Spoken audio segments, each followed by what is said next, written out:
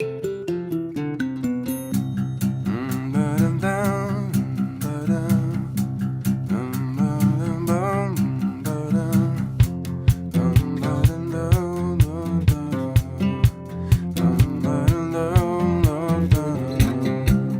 là, on va faire une intervention à deux voix avec Romain, Trishpaka Serema, donc sur des choses un peu plus ras des pâquerettes. Hein. On a eu une première intervention de Didier qui était quand même un peu dans les hautes sphères. Mathieu nous a ramené un peu sur Terre, mais on voit bien quand même que les choses ne sont pas toujours aussi simples. Et nous, on essaye de voir, je dirais de répondre à la question, bon, et maintenant, avec tout ça, comment nous, utilisateurs en service de l'État ou en collectivité, de façon concrète, on peut avancer. Donc c'est ce qu'on va essayer de mettre en avant au travers de ce qu'on appelait le projet d'accompagnement. Hein, c'est toutes les réflexions que l'on a en cours pour fournir des briques assez simples, hein, pour que l'on avance effectivement sur ce sujet de la qualité.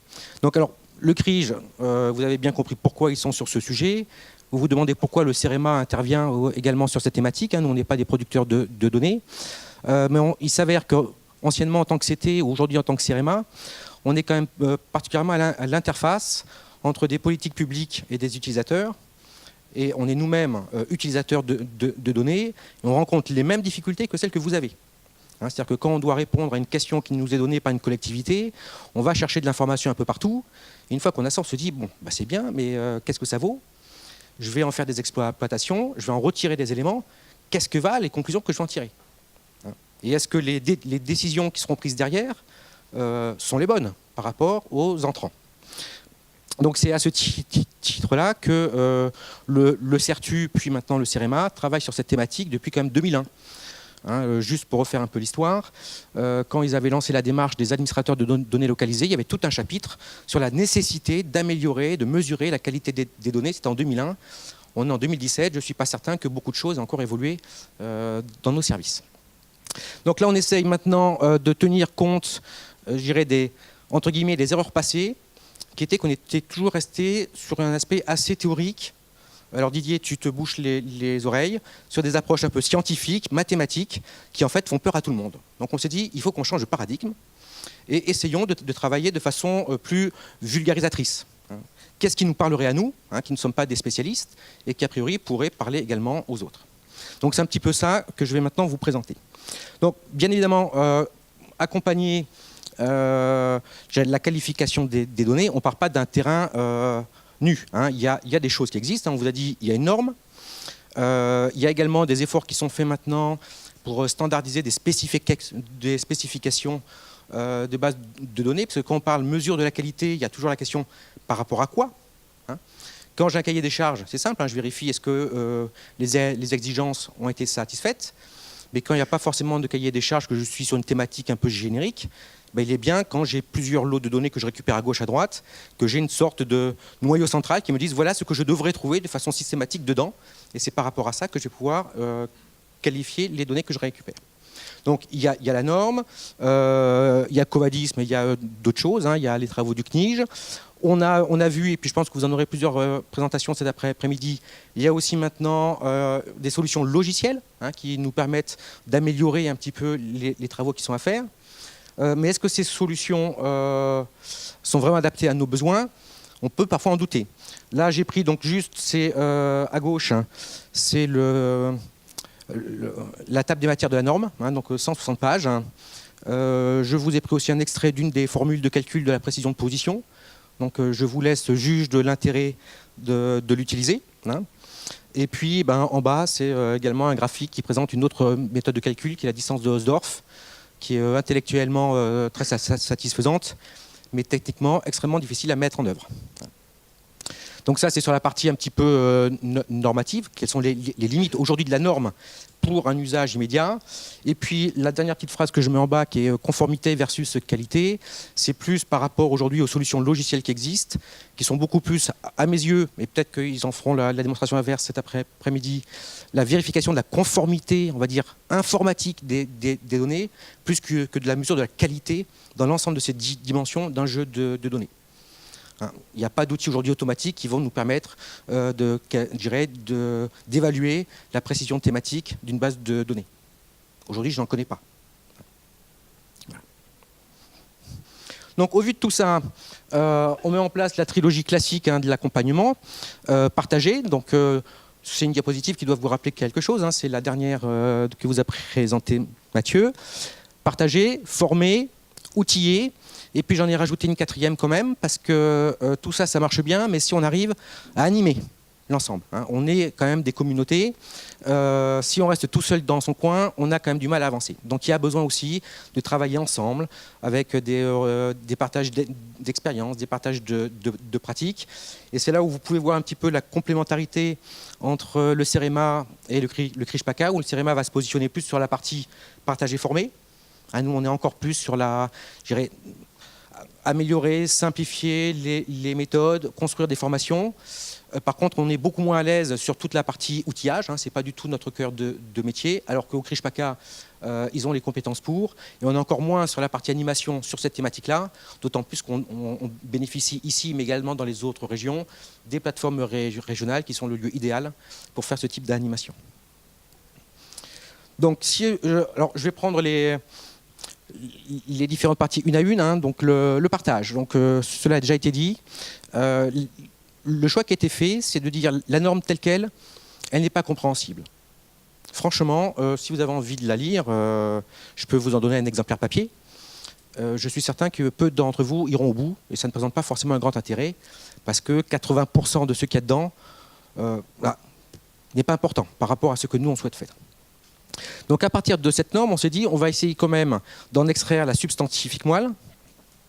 Et donc on va traduire ça sous une collection de fiches. Donc en tout, il y a une dizaine de fiches, des fiches méthodes et une fiche par critère. C'est l'idée. Donc aujourd'hui, par rapport à la question, ces fiches seront bien évidemment téléchargeables par tout le monde, il n'y a aucun souci. Et en termes de calendrier, normalement les fiches méthodes devraient être publiées au mois de juin ou début juillet, et les fiches critères plutôt au mois de septembre. Il y aura comme ça deux distributions. Alors, ces fiches, il ne s'agissait pas de faire de la redite de la norme. Donc, on a accepté certains partis pris. Et surtout de dire il faut qu'on ait une approche pragmatique. Il faut qu'on arrive, nous, à se relire. Donc, on se base sur des équipes de relecteurs. On s'appuie aussi sur un groupe de travail où il n'y avait que des gens qui étaient dans des services de l'État. DREAL et DDT. C'est-à-dire des gens comme moi ou comme vous, de façon globale. Et non pas de grands scientifiques ou des spécialistes de la qualité de l'hygiène. Donc, par rapport à tout ce qui est possible dans la norme, on a dit déjà, on peut en présenter une partie, mais dans tous les cas, ce qui est important, c'est de dire, voilà, de tout ce qui est proposé, quels sont les 2 ou 3 éléments qui, à chaque fois, nous semblent les plus pertinents à retenir. C'est-à-dire, on extrait ce qui nous semble important. Ça, c'est la première approche. La deuxième approche, qui là va en faire bondir certains, c'est de dire acceptons les approches moins scientifiques. Une chose toute simple, le dire d'expert.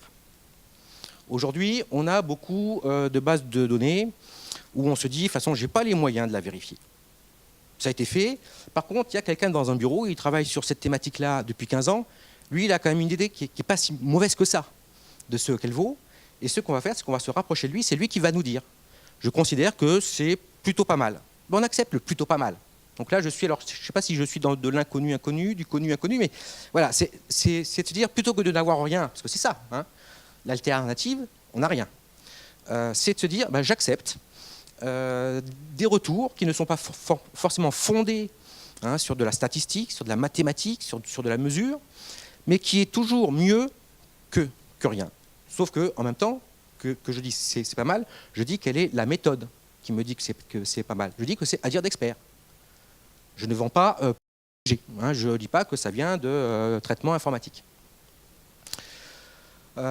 Ensuite, donc ça c'était par rapport aux méthodes. Une autre également approche qui n'est pas du tout présente aujourd'hui dans la norme et qui pour nous semblait essentielle pour avancer vraiment si on veut aller vers de la qualification de la donnée, c'est de partir de différents postulats qui est que quand je reçois une base de données, j'ai 3 situations. Soit j'ai un cahier des charges, un standard, qui me dit ce que je devrais avoir. Et donc là, je suis capable de mesurer un écart entre ce que j'ai et ce que je devrais avoir. Ça, c'est le premier point, ce qu'on appelle existence de spécification, qui me traduit en fait ce que je devrais retrouver.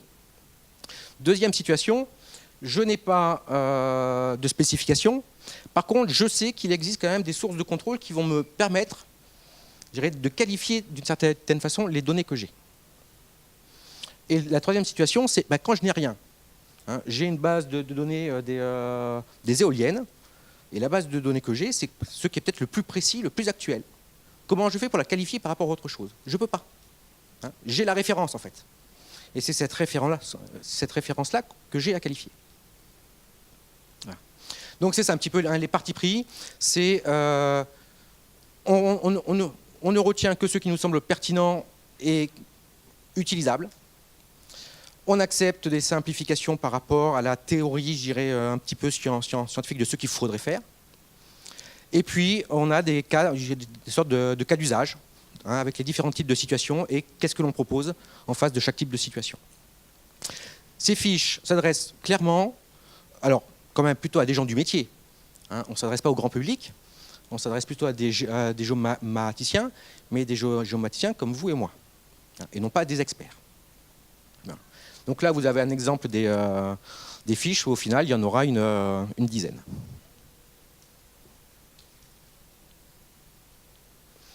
Alors, comment sont construites ces fiches? Elles ont toutes le même plan, donc je vais aller très vite dessus. Hein. En fait, c'est un plan en 6 étapes. Hein.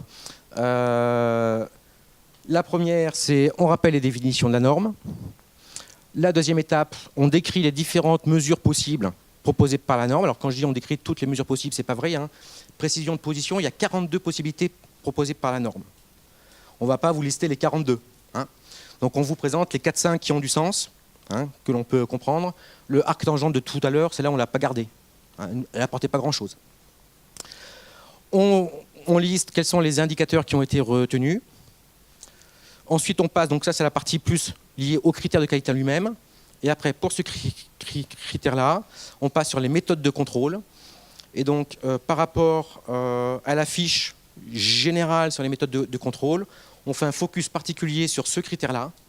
Hein, où on apporte éventuellement des précisions, des conseils. Typiquement, quand on dit qu'on réduit un réseau éventuellement à des points, eh ben, donner des consignes sur quels sont les points à retenir et ceux qu'il faut éviter. Voilà. On finit par les modes de représentation et les notations que l'on propose. Et enfin, le dernier petit chapitre, à la rigueur qui est la seule chose qu'il faudrait lire, qui fait une dizaine de lignes, qui est ce qu'il faut retenir de cette fiche. Voilà, un petit peu la structure de ces fiches. Alors, on n'en a pas à vous présenter là. Ce qu'on fera, c'est que dès qu'on aura une première fiche en mode projet, comme celle qui vous a été donnée là, moi je la transmettrai au CRIJ pour qu'il puisse vous la diffuser, pour que vous voyez un petit peu plus en détail ce qu'est une fiche sur un critère. Alors qu'aujourd'hui, on n'a que des fiches sur les méthodes à vous proposer. Deuxième volet, et là ça va aller plus vite. Formé. Donc on a une certaine expérience au CEREMA de formation, hein, puisqu'au niveau des formations géomatiques, on a travaillé aussi bien sur les formations d'outillage, méthodologique, de généralité. Donc aujourd'hui, on est en train de construire une formation sur la qualification des données géographiques, qui a un double objectif, produire des ressources numériques, et derrière en dériver une formation animée en ligne. Donc ce n'est pas du présentiel, ce n'est pas des fichiers PowerPoint, hein, ce sont des ressources numériques qui seront aussi disponibles. Hein, donc ça sera soit sur le site du CEREMA, soit sur le site de l'ENG avec qui on travaille. Et à partir de ces ressources pédagogiques, nous on va en décliner une formation animée à distance, avec un tutorat, etc. Parce que ça reste quand même des sujets où il n'est pas évident que chacun rentre tout seul dedans sans avoir forcément un appui derrière. Donc le contenu, bien évidemment, il s'appuie sur la même philosophie que les fiches. Hein, on a les mêmes approches, on a les mêmes partis pris. C'est quand même une formation qui est estimée entre 18 et 24 heures hein, en auto-apprentissage. Donc c'est quand même un gros morceau. Hein, on reste pas, c'est pas un survol. On va jusqu'à appliquer des méthodes de mesure de la qualité. Aujourd'hui, on est en train de construire les ressources et d'élaborer tout le storyboard de la formation. Et on espère pouvoir faire la première formation début 2018. les ressources pédagogiques devraient être disponibles fin 2017, sans que je sois capable aujourd'hui de dire si elles seront disponibles à tout le monde avant la première session test. Je pense qu'ils auront plutôt envie quand même que ce soit évalué en interne, et la session test ne sera adressée qu'au service du ministère de l'écologie. Ça ne sera pas ouvert encore aux collectivités. Voilà, donc le public, c'est les services de l'État dans un premier temps, mais avec quand même l'idée derrière qu'il faut qu'elles puissent être ouvertes à tous, et en sachant que les ressources pédagogiques, elles, seront diffusées à terme sur des plateformes. Voilà, donc ça c'est le deuxième volet de la trilogie formée, et je vais passer la parole à Romain pour le troisième volet, qui est le volet outillé.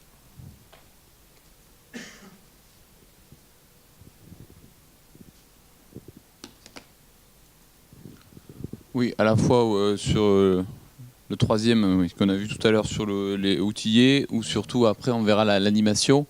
L'objectif d'outiller, un complément de ces fiches et de ces formations, c'est de surtout ne pas refaire ce qui existe déjà par ailleurs.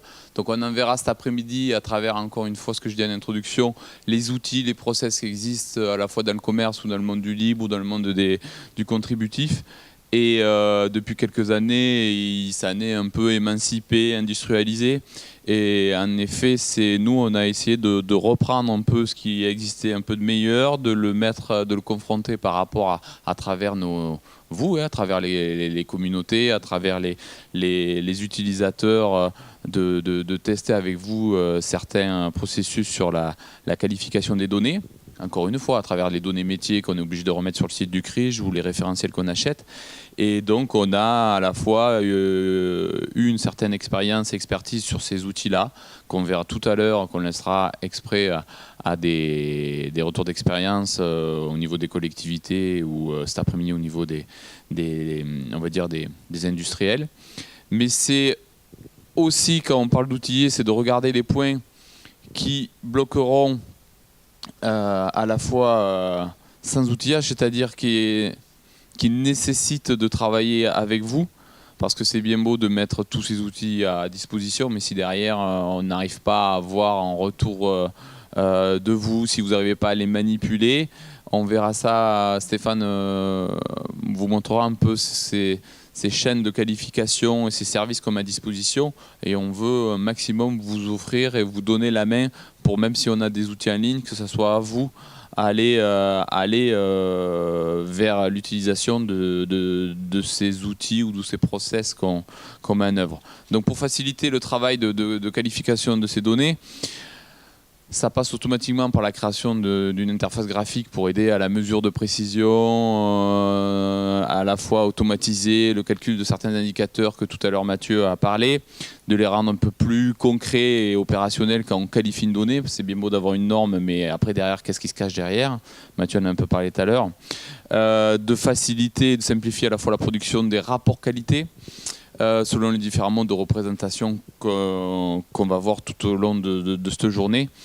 Il faut démystifier la notion de qualité et de qualification, un peu comme il a fallu démystifier, et ce n'est pas encore très prégnant parmi tous les organismes et producteurs de données sur l'obligation de créer des métadonnées et de cataloguer. Sur la qualité, pour nous, c'est la même chose. Il faut arriver à un peu la qualifier avant de peut-être parler de qualité, et oser derrière mettre des termes, mettre des process, utiliser des outils et un peu, on va dire, la qualifier, la documenter, et que ça serve aussi en interne pour quand vous mettez ces données à disposition. Quelle qualité et quelle précision, quelle exhaustivité a cette donnée, quel écueil, si c'est une donnée froide, chaude, si c'est une donnée qui se met souvent à jour, si elle a des problèmes attributaires ou sur la sémio ou sur la géométrie. Donc voilà, on va le voir, on le verra tout à l'heure. Donc les réflexions à conduire à la fois avec la plupart des collectivités, des services de l'État qui œuvrent là-dedans ou qui sont sensibilisés à cette notion de qualité, va passer à la fois pour les outils à travers des architectures techniques et de plus en plus par des services web, parce que c'est déjà le propre d'une infrastructure comme le CRIJ de passer beaucoup par du web, mais des services en ligne pour vous proposer de la qualifier, comme on a mis des services en ligne pour cataloguer la donnée. Ça nous semblait une piste évidente, donc que vous verrez cet après-midi et ce matin un peu. Et aussi des plugins sous SIG ou autres qui permettent aussi, comme il y en a le même pendant sur les métadonnées, d'avoir des process. Donc ça, Tony pourra le montrer. Stéphane en parlera aussi. Pour ceux qui ne sont pas encore sensibilisés à ça, vous montrer qu'il en existe quand même pas mal dans le paysage, dans nos paysages de géomatiques.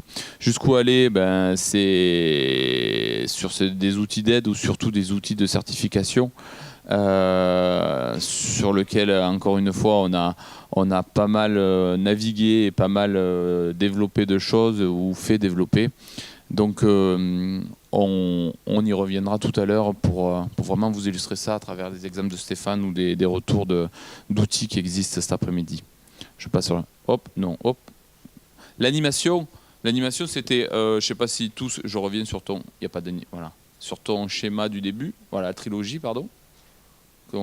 Donc partager, former, outiller, mais il y a aussi un fort volet en effet, c'est l'animation, en complémentarité avec ce qu'a dit tout à l'heure Yves depuis 2011, on va dire 2010, et même avant, hein, je crois qu'on l'a pas cité, on peut le citer à la journée, tout le travail et on va dire l'évangélisation qu'a voulu faire Gilles Troispoux, qui était au CERTU, qui est maintenant parti à la retraite depuis février, et ça a été après sa décennie sur le Lambert 93, je pense, son deuxième gros chantier, la qualification et la qualité de la donnée. Et donc c'est de continuer, essayer de ce qu'on avait amorcé en 2011 à travers aussi puisque tout à l'heure on en parlait avec Didier sur le monde de la recherche, que ce soit avec des gens qui sont au Canada ou aux Pays-Bas, sur la qualité, sur la certitude, l'incertitude, sur des choses de passer un peu plus du monde conceptuel et recherche à un monde concret, de devoir utiliser ces outils, ces process pour gérer au mieux les données qu'on produit. Et c'est vrai que de plus en plus, ce sont les collectivités qui produisent des données, qui les gèrent ou qui les font gérer, les services de l'État aussi. Mais il ne faut pas occulter de mettre dans vos mains des outils et évidemment, ce qu'on a dit tout à l'heure, des fiches pour franchir le cap là-dessus. Donc l'animation pour nous, j'ai mis juste une capture d'écran du site du CRIJ. On a un espace qui va se remplir de plus en plus. Vous avez les espaces pour le métier. Là, c'est à droite, c'est sur les projets qui sont en première page. Et au lieu de rentrer toujours sur le site du CRIJ par manifestation, par pôle métier ou par journée, on essaye de mettre en avant des projets. Là, ce que vous avez, par exemple, c'est l'équipement collectif, les MOS ou la BD Oxol.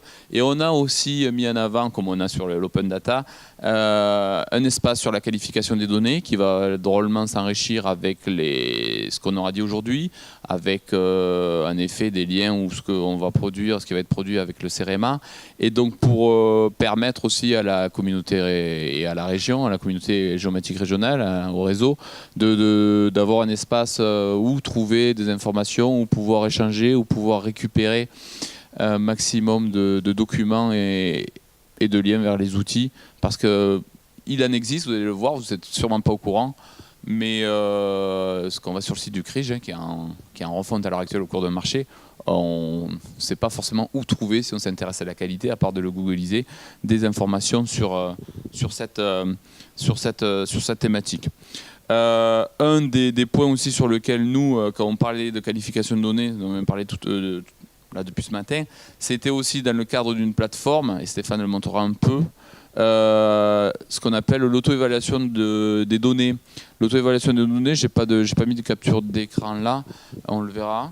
C'est le même principe que quand vous déposez une métadonnée sur le site du CRIJ, la qualifier sous forme de diagramme araignée ou des choses comme ça, et c'est d'avoir un dialogue aussi avec les producteurs, de vous mettre des outils de qualification, mais d'outils aussi d'auto-évaluation, où on va, sur les critères qu'on a eu tout à l'heure avec Mathieu, avoir un dialogue pour vous permettre de la qualifier, la donnée, d'un premier temps sans outils, puis après avec des outils que le CRIJ a mis à disposition, des outils que vous utiliserez si vous les trouvez comme cet après-midi pertinents et adaptés à vos usages, ou sur la plateforme du CRIJ, ou ce qu'on va ouvrir avec le CEREMA sur une plateforme. Donc c'est permettre aussi, on l'a un tout petit là sur le diagramme, d'auto-évaluer cette donnée en fonction des indicateurs dont on a parlé ce matin.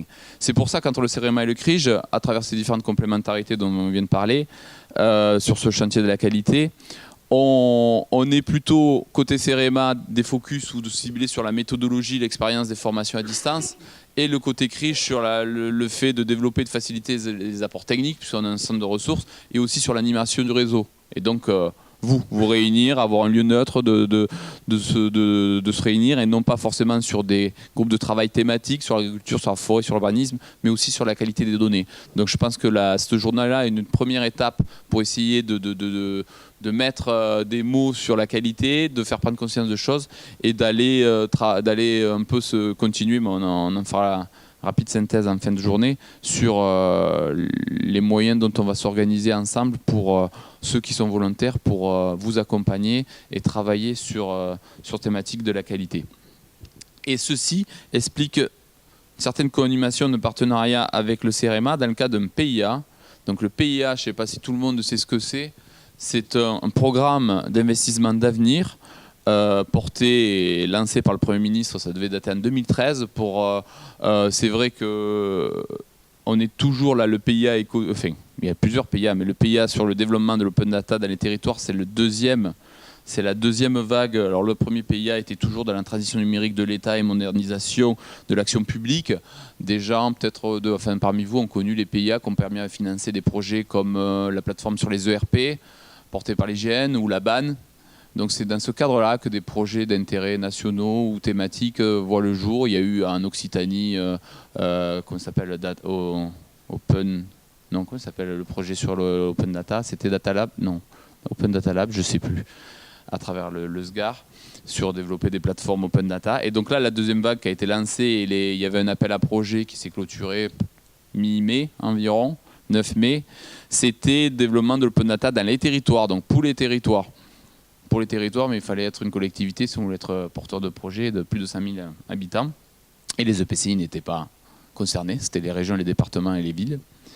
Et donc l'objectif, là, on a déposé un PIA qu'on a appelé Calidon sur vraiment la qualité des données. On est dans quand même la thématique sur l'ouverture des données, mais c'est un projet donc en porteur administratif qui est la MIGE, Mission Information Géographique du ministère, le porteur opérationnel le CEREMA, et un partenaire, vous retrouvez le CRIJ et les interconnectés.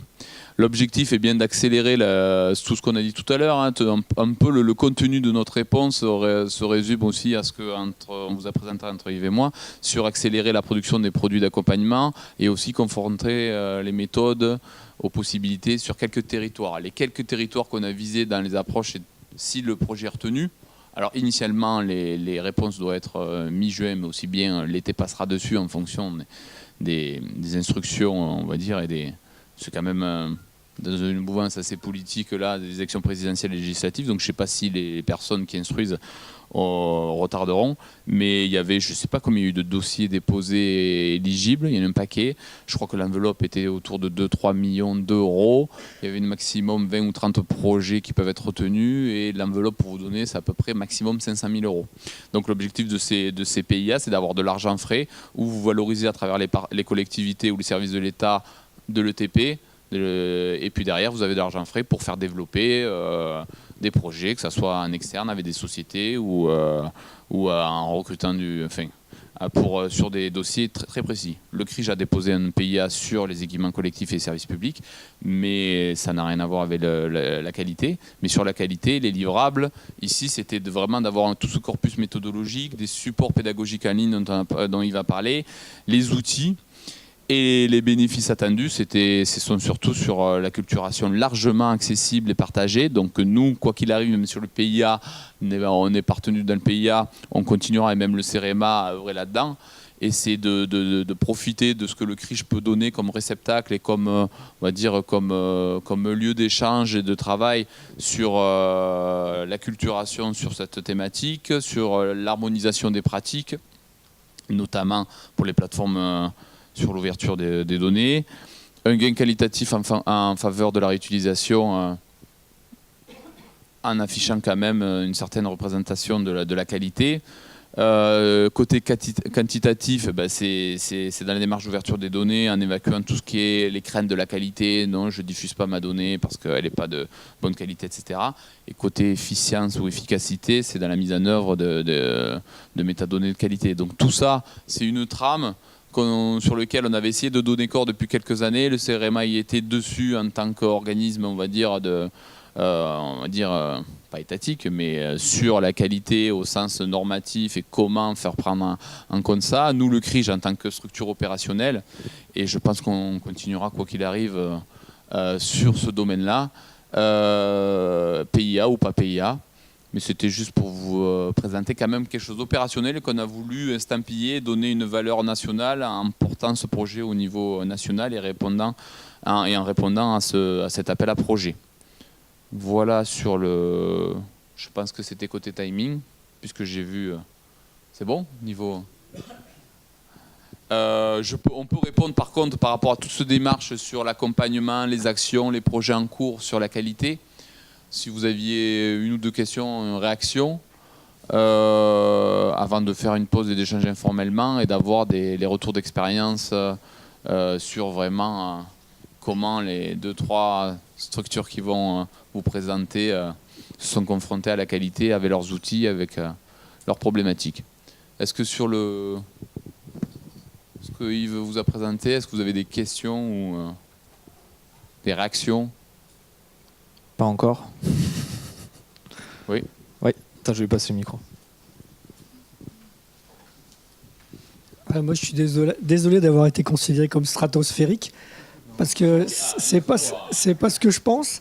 Je dirais même que par rapport à d'autres pays, il faudrait qu'on arrête le discours de dire il y a les chercheurs d'un côté, il y a les opérationnels de l'autre, sinon on n'avancera pas. Hein.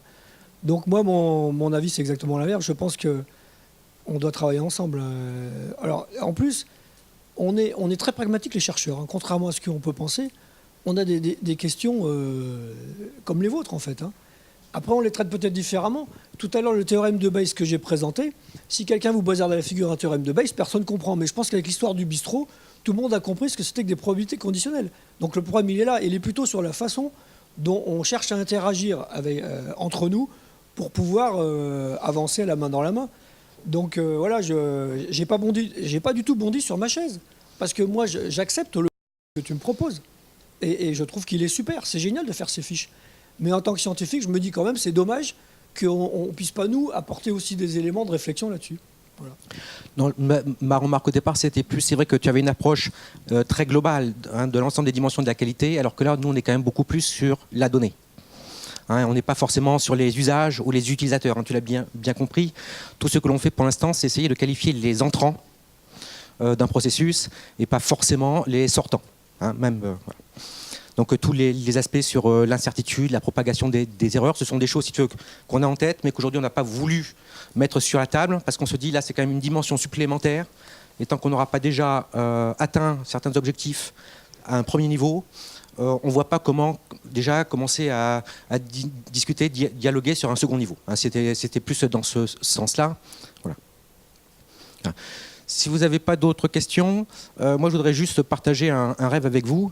Ça serait que demain, sur toutes les plateformes de diffusion de données, on ait des sortes de critères de choix qui soient la pertinence d'un jeu de données. Alors, bon, c'est quoi la pertinence, c'est à définir. Je ne veux pas forcément parler de la qualité du jeu de données, parce que ça, on voit bien qu'il y a différentes dimensions, mais qu'on ait des éléments un peu de tri qui nous permettent de dire, dans la profusion de réponses à une recherche, que j'ai quelques informations du type qualitative qui me permettent de dire tiens, par rapport à l'ensemble des données proposées sur tel territoire, sur cette thématique-là, il y en a une qui a priori a une pertinence supérieure aux autres et c'est peut-être celle-là que je vais prendre.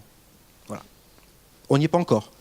Mais là, on n'y arrivera que quand, globalement, tous, on aura avancé un peu dans cette démarche et je pense que le côté utilisateur là sera très, très utile parce que cette notion de pertinence, je pense qu'elle viendra beaucoup plus des utilisateurs que de ceux qui produisent la donnée, qui, je pense, auront toujours des réticences à donner une valeur à ce qu'ils font.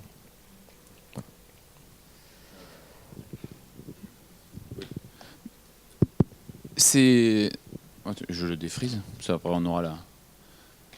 c'est ce qu'a Didier aussi, c'est pour ça qu'on tenait aussi à avoir une introduction un peu plus large au niveau universitaire, parce que ce qu'on a essayé de faire à l'époque avec le CERTU, enfin le CEREMA, sur la qualité, on avait cette sphère-là, quand on a fait un colloque il y a quelques années entre nous, sur 2 jours quand même, on avait réuni, et Gilles avait réuni le monde universitaire. Donc il y en avait du Canada, on en a parlé avec Didier de Hollande, de Villers et autres.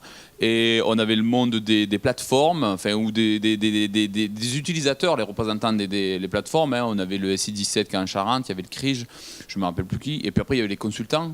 Et donc on avait essayé de voir. On n'est pas arrivé à aboutir parce que c'était assez complexe. Mais on ne peut pas, ce triptyque-là, utilisateur, industriels et universitaires, les occulter. C'est valable pratiquement pour toutes nos thématiques de la géomatique. Et surtout qu'au niveau universitaire, ou la recherche, dès qu'on parle de la qualité, il y a quand même, je pense, des compétences, une certaine appétence, du réseau. Et donc, je pense que dans le cadre du CRIJ, et qu'on va lancer ce groupe de travail sur la qualité, on n'occultera absolument pas le milieu de la recherche et universitaire. Parce que je pense que ça a tout un intérêt. Et souvent, trop souvent, même si l'université et la recherche participent au groupe de travail ou récupèrent les données, évidemment, ce n'est pas la sphère plus privilégiée parce qu'on est dans l'opérationnel, c'est les collectivités. Ça n'empêche pas l'INRAL, c'est Magref, l'IRD d'être là. Mais je pense que sur le domaine de la qualité, là, par contre, il ne faut pas se louper et que la recherche et les labos ont beaucoup apporté, comme aussi les industriels.